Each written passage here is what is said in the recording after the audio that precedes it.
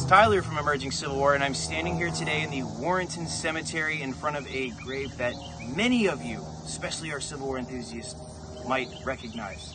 As a Virginian, this is a very special spot to be in because Mosby is someone that is in the lore of Virginia and just completely dominates the story in the Civil War, especially as we go into 1863 and 64 in the state of Virginia. Nonetheless, let me tell you the story about how I ended up finding John Mosby's grave on accident. So I work at the Manassas battlefield, which isn't too far from where we are at today.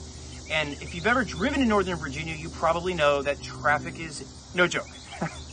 And one day I was stuck coming home to Fredericksburg from Manassas, and I had to peel off and take a diversion route because 29 was just an absolute traffic jam.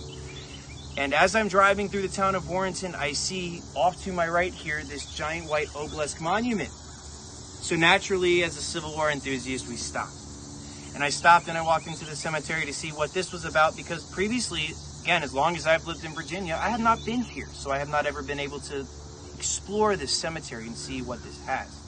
And on my way to this obelisk, which actually is the final resting place of 600 Confederate soldiers, I found this gentleman in front of me here. Once again, no matter where you come from and what part of the Civil War you study, everybody knows the name John Mosby. So this was a very powerful experience to be here with one of the leading stories in the Civil War, if you will, and spend some time here. So I encourage you, if you ever find yourself in Warrenton, Virginia, to make a pit stop here, explore this cemetery. Lots of history in this cemetery here. 600 unknown Confederates, John Mosby, and many, many more. Again, I'm Tyler from Emerging Civil War, and we will see you online and on the battlefield.